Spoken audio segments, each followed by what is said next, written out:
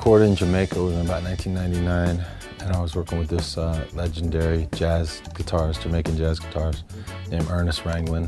And we came down here doing a record for the Red Hot and Cool project.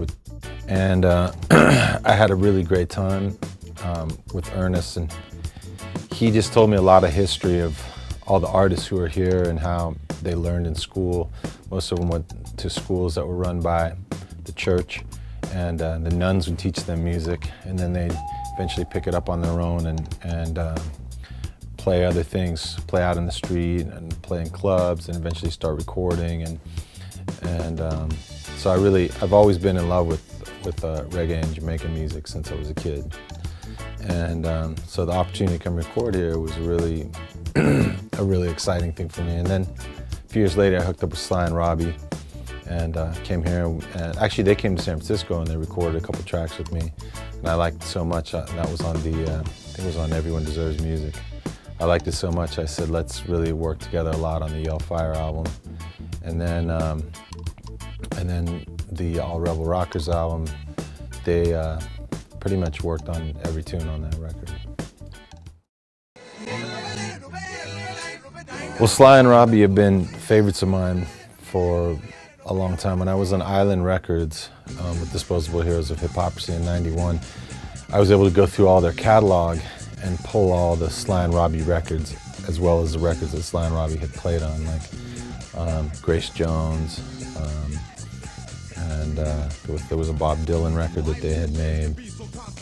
And then I looked at all their work that they had done with Peter Tosh, and then all the way up through current dancehall music.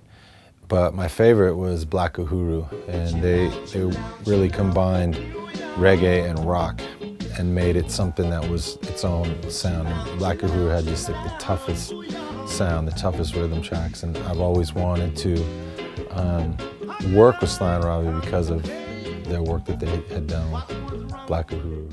1, 2, 3.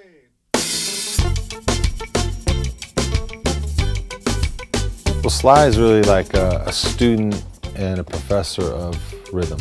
You know, he studies it all day long. He listens to what are the hottest tracks. He's constantly trying to figure out what tempo they are, what's really happening on the street, what's happening in the club, what videos are really great. And he's always listening to the rhythm track so that when he approaches the song, he can say, well, let's try it this way, or let's try it another way.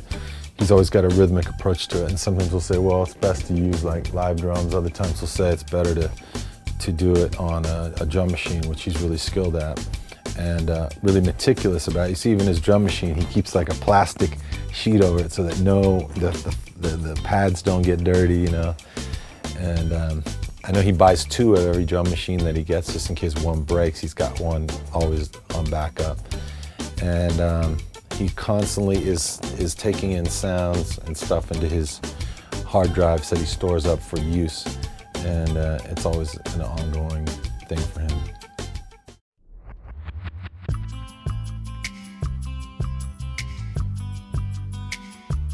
Yeah, Robbie is really the master at getting Sly is the master of the rhythm track. Robbie gets the rhythm to the vocals. So he's got the bass, then the keyboards and the guitar and whatever other instrumentation. And then he's always trying to create that picture around the vocal, so the vocal is just there. He always says, you know, the voice is the star of any song. It's not the bass line, it's not the rhythm track, so it's just the voice, and everything has to support what the voice is doing and saying, and the melody, and what the artist is singing. So he's really skilled at that.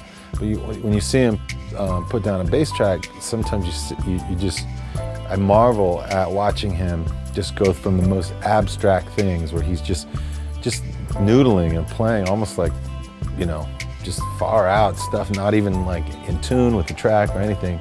Then eventually he hones it into something that's more solid, and eventually he comes up with a line and a rhythm, and then he lays it down, and then after, he usually comes after it and does some more far out stuff on top of that.